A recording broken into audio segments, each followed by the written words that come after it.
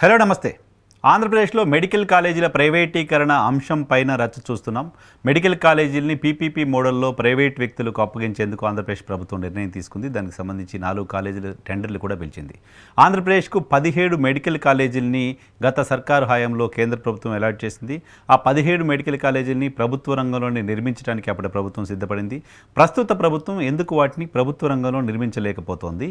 ఎందుకు ప్రైవేటు వ్యక్తులకు ఇవ్వాలనే ఆలోచన చేస్తోంది? ప్రైవేటు వ్యక్తులకు ఇవ్వడం వల్ల జరిగే నష్టాలేంటి? వైద్య విద్యను అభ్యసించే విద్యార్థులకు జరిగే నష్టాలేంటి? అక్కడ వైద్యం కోసం వెళ్ళే ప్రజలకు జరిగే నష్టాలేంటి? ఆ కాలేజీల్లో ఉద్యోగాల కోసం వెళ్ళే వివిధ వర్గాలకు సంబంధించిన వాళ్ళకు జరిగే నష్టాలేంటి? అక్కడ వైద్య విద్యని అభ్యసిస్తున్న విద్యార్థుల పేరెంట్స్ అసోసియేషన్ అధ్యక్షులు డాక్టర్ ఆలా వెంకటేశ్వరరావు గారు ప్రస్తుతం మనతో పాటు లైవ్లో జాయిన్ అవుతున్నారు. దీనికి సంబంధించిన అనేక అనుమానాల్ని వెంకటేశ్వరరావు గారితో మాట్లాడదాం. సార్ నమస్తే. నమస్తే అండి. సార్, ప్రైమరీగా అసలు ఈ 17 మెడికల్ కాలేజీలని కేంద్ర ప్రభుత్వం అలాట్ చేసిందా? ఆంధ్రప్రదేశ్ రాష్ట్ర ప్రభుత్వం మేము నిర్వహించుకుంటాం ప్రభుత్వ రంగంగా, మాకు అనుమతి ఇవ్వండి అని అడిగిందా? ఎలా వచ్చాయి 17 మెడికల్ కాలేజీలు? అంటే యాక్చువల్గా 17 మెడికల్ కాలేజీలకి కేంద్ర ప్రభుత్వం పూర్తిగా నిధులు ఏమీ ఇవ్వటం లేదండి, కొన్నిటికి మాత్రం ఇస్తుంది. అయితే గత ప్రభుత్వం అనుమతులు తీసుకొచ్చింది, ఇటన్నిటికి 17 నిర్మించుకోవడానికి అనుమతులు తీసుకొచ్చింది. ఓకే, అది నిర్మించి గత ప్రభుత్వం 5 మెడికల్ కాలేజ్ స్టార్ట్ కూడా చేసింది, 2 years బ్యాకే స్టార్ట్ చేసింది. ఆ టైంలో ఏంటంటే ప్రభుత్వం పెట్టుబడితో నిర్మించారు. అయితే సగం సీట్లు సెల్ఫ్ ఫైనాన్స్ సీట్లుగా మార్చారు అనమాట. ఓకే, అంటే ప్రభుత్వమే కొన్ని సీట్లు అమ్ముతుంది, బి కేటగిరీ కింద, సి కేటగిరీ కింద. యాక్చువల్ గా దాన్ని కూడా మేము పూర్తిగా వ్యతిరేకించాం. ఎందుకంటే పూర్తిగా విద్యార్థులకి మేలు జరగాలంటే పూర్తిగా అవి ప్రభుత్వ ఆధీనంలో ఉంటేనే మేలు జరుగుతుంది. అంటే కన్వీనర్ కోటాకు వస్తాయి, అప్పుడు తక్కువ ఫీజులతోటి పిల్లలు చదువుకోగలుగుతారని చెప్పేసి అది కరెక్ట్ కాదని చెప్పేసి అనేక ప్రజా సంఘాలు కానివ్వండి, విద్యార్థి తల్లిదండ్రులు కూడా కోర్టులో కేసులు కూడా వేయటం జరిగిందండి. ఆ సమయంలో తెలుగుదేశం పార్టీ దాన్ని పూర్తిగా వ్యతిరేకించింది, జగన్ పెట్టినటువంటి దాన్ని పూర్తిగా వ్యతిరేకించింది. ఒకవేళ వాళ్ళు అధికారంలోకి వస్తే మేము పూర్తిగా రద్దు చేసి పూర్తిగా నిరుపేదలకి పైసా ఖర్చు లేకుండా చదువుకునే విధంగా మేము అవకాశం కల్పిస్తామని చెప్పేసి హామీ కూడా ఇవ్వటం జరిగింది. ఇవాళ వాళ్ళు ఇచ్చిన హామీకి పూర్తిగా విరుద్ధంగా ప్రవర్తిస్తున్నారు. అదే. సో గత ప్రభుత్వం మామూలుగా ప్రభుత్వ మెడికల్ కాలేజీల్లో మనం సీట్లని సెల్ఫ్ ఫైనాన్స్ కోటాలో వాటిని అమ్మడం అనేది లేదు, ఎక్కడ ఏ ప్రభుత్వ మెడికల్ కాలేజీలో లేదు. గత ప్రభుత్వం ఆ డెసిషన్ తీసుకోవడం వెనక రీజన్ ఏంటి? గత ప్రభుత్వం ఏ రకంగా ఆ డెసిషన్ అప్పుడు సమర్థించుకుంది? అదే బేసిక్ ఏంటంటే అప్పుడు అదే ఫండ్స్ లేవు, వాటిని నిర్వహించాలంటే మాకు సాధ్యం కాకపోతుంది, సాధ్యమయ్యే పరిస్థితి లేదు. కాబట్టి ఆ నిర్వహణకి ఫండ్స్ అవసరం కాబట్టి సగం సీట్లు ప్రైవేట్ మెడికల్ కాలేజీలు ఏ విధంగా ఇస్తున్నాయో అట్లానే బీసీ కేటగిరీల కింద వీళ్ళు ఇచ్చారనమాట, నిర్వహణ కోసం అని చెప్పేసి ఇచ్చారు. అయితే దాంట్లో అక్కడ ఉద్యోగాలు అయితే గవర్నమెంట్ ఉద్యోగాలే ఉన్నాయండి. అక్కడ మెడికల్ కాలేజీలో ఉద్యోగాలు గవర్నమెంట్ ఉద్యోగాలు ఉంటాయి. ప్లస్ ఏంటంటే అక్కడ హాస్పిటల్స్ లో ప్రజలకు ఉచితంగా వైద్యం అందుతుంది. అక్కడ అది మళ్ళీ వద్దాం సార్, మనం సీట్ల విషయం మాట్లాడుకున్న తర్వాత ఉద్యోగాలు, తర్వాత వైద్యం వైపు.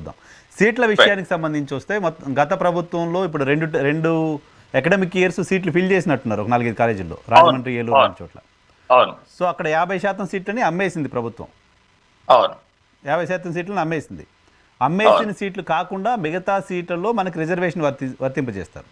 అవును, 50% సీట్లలో మాత్రమే రిజర్వేషన్ వస్తుంది. 50% సీట్లలో మాత్రమే రిజర్వేషన్ గానే అది ఉంటుంది. అంటే బీసీలకు ఒక 10 సీట్లు రావాల్సి ఉంటే 5 సీట్లు మాత్రమే వస్తున్నాయి. అవును. ఇప్పుడు కొత్తగా ఈ ప్రభుత్వం తీసుకున్న నిర్ణయం ద్వారా అది కంటిన్యూ అవుతుందా? కొత్తగా ఇంకేమైనా నష్టం జరుగుతుందా? అదే కంటిన్యూ అవుతుందండి. అంటే ఇంకోటి ఏంటంటే మీరు రిజర్వేషన్ వాళ్ళ గురించి ఆలోచిస్తున్నారు, అంటే ఎస్సీ ఎస్టీ బీసీలు మాత్రమే నష్టపోతారు అనుకుంటున్నారు మీరు.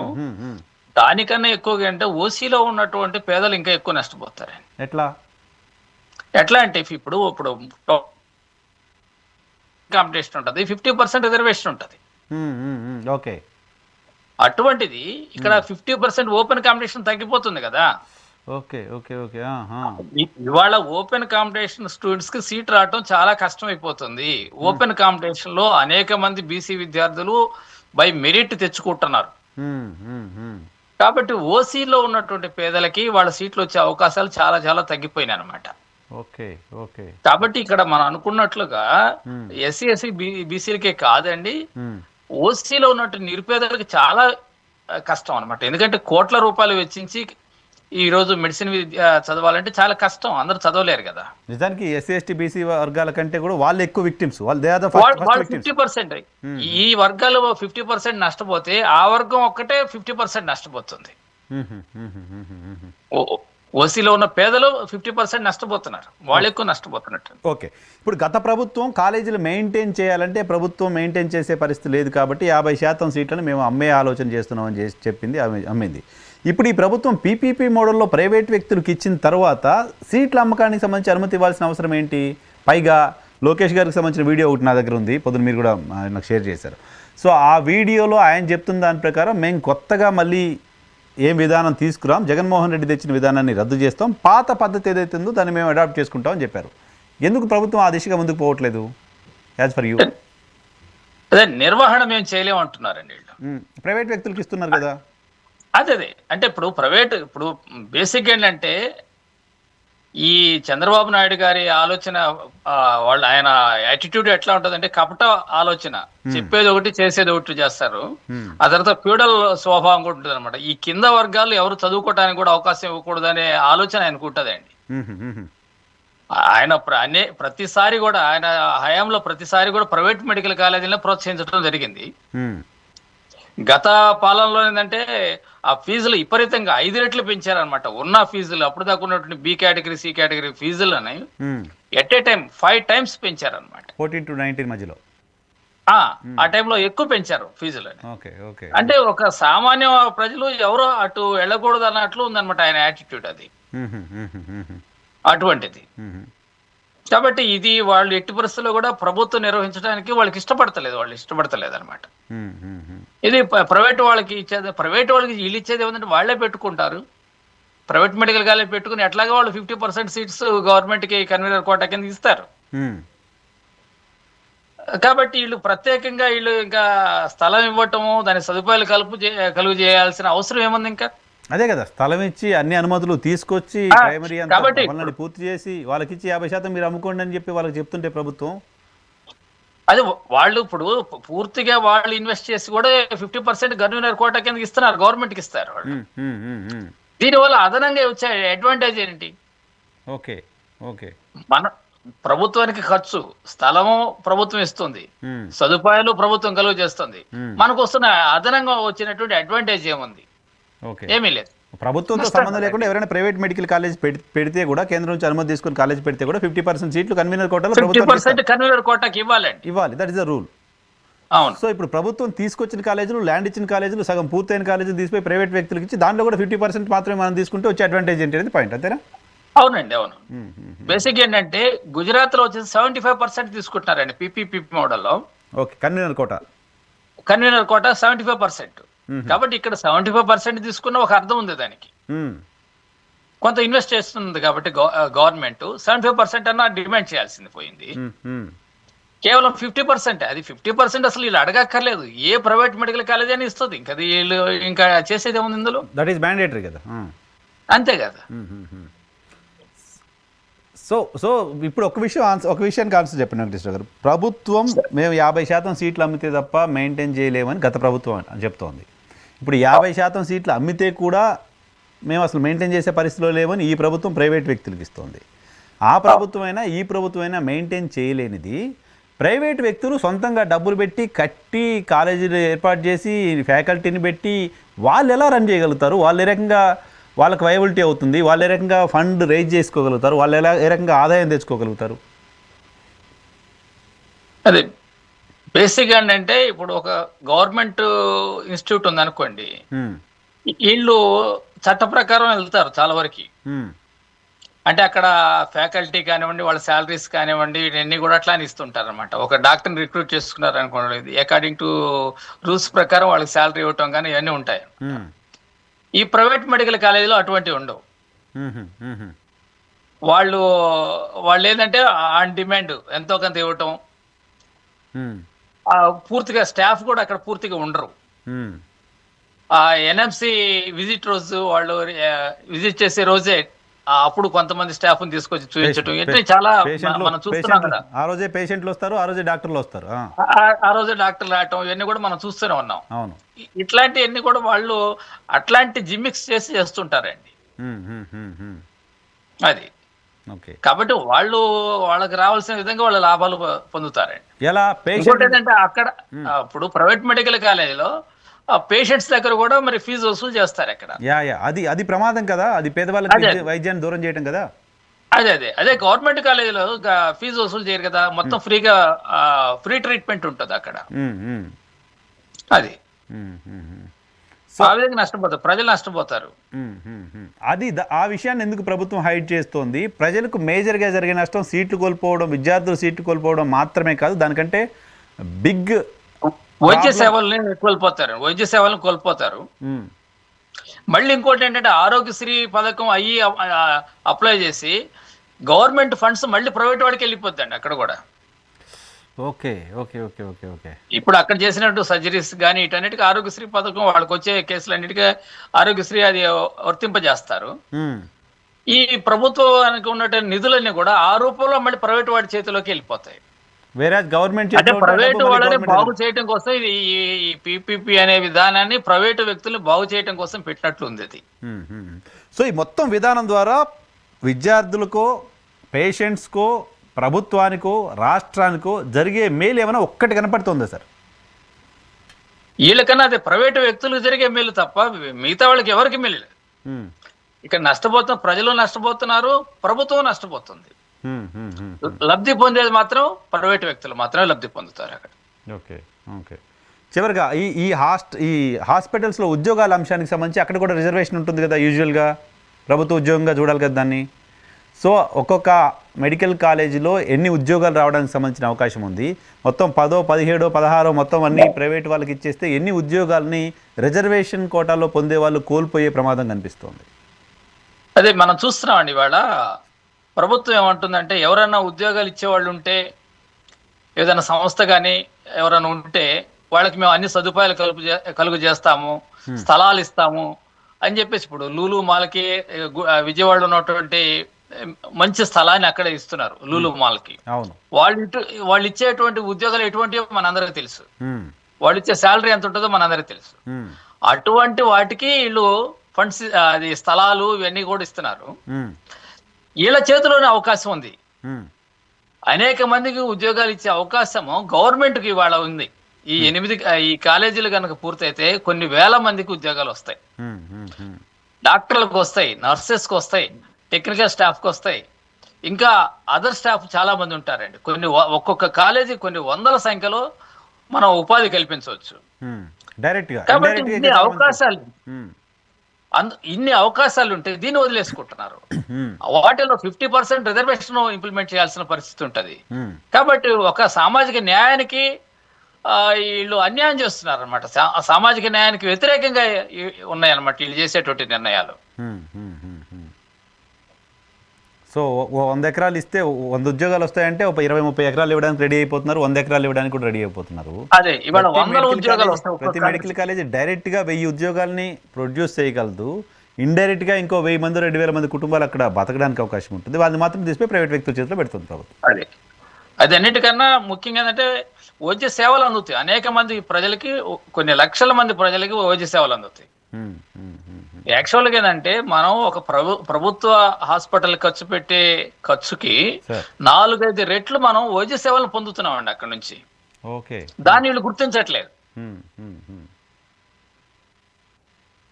సో ప్రభుత్వానికి తెలియకనా, ప్రభుత్వానికి వేరే ఇంటెన్షన్ ఉండే? యాక్చువల్ ప్రభుత్వం తెలియకుండా ఎట్లా ఉంటుందండి, తెలుసు. వాళ్ళు ఏంటంటే ప్రైవేటు రంగాన్ని ప్రైవేటు వ్యక్తులు ప్రోత్సహించాలి, ఈ ప్రజల్ని ఆర్థికంగా నిర్వీర్యం చేయటం అనమాట. ఒక విధంగా ఏంటంటే పీల్చి పిప్పి చేయటం.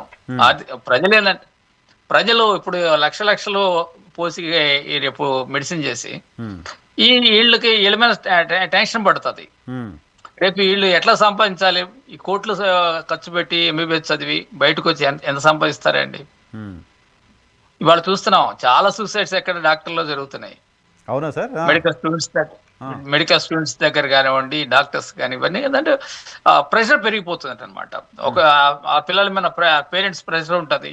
బయటకు వచ్చినాక నీ మీద ఇంత ఖర్చు పెట్టావరా బాబు అని చెప్పేసి ప్రెషర్ ఉంటది.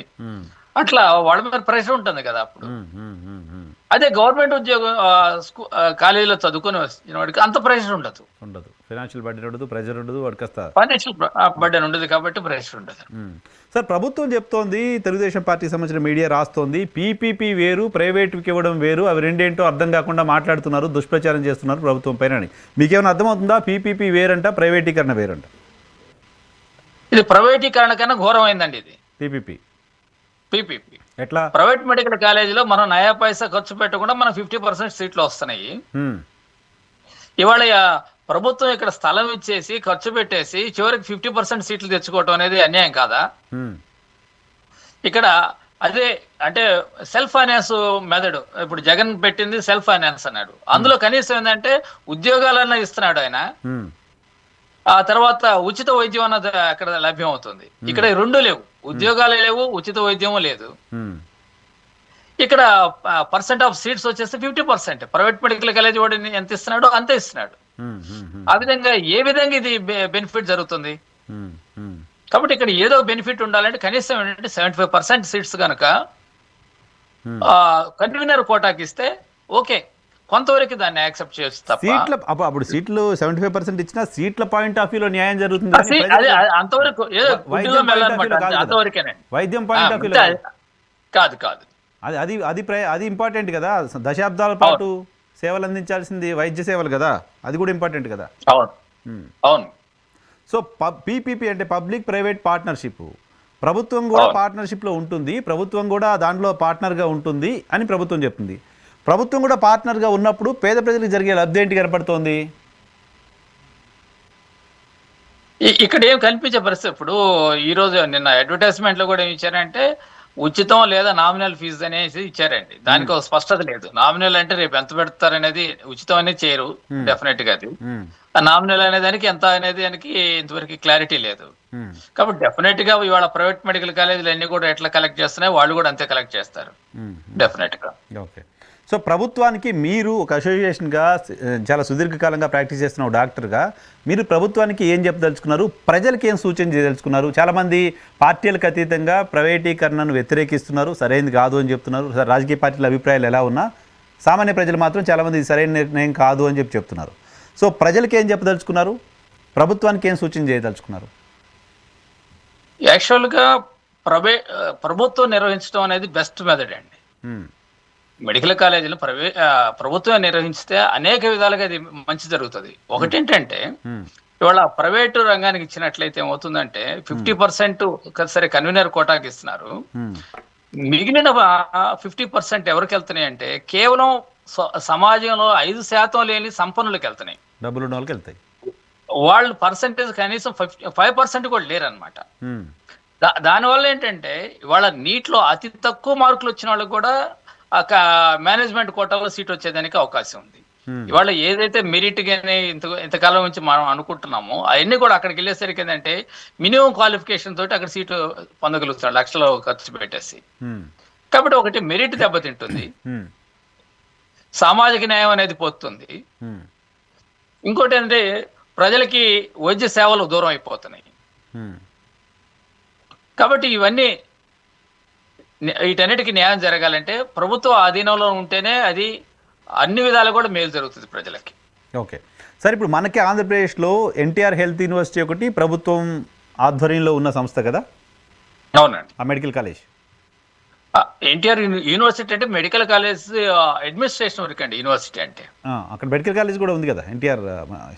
యాక్చువల్గా అది Siddhartha medical college. Okay. So ప్రభుత్వ రంగంలో ఉందా అది? ప్రభుత్వ రంగంలో.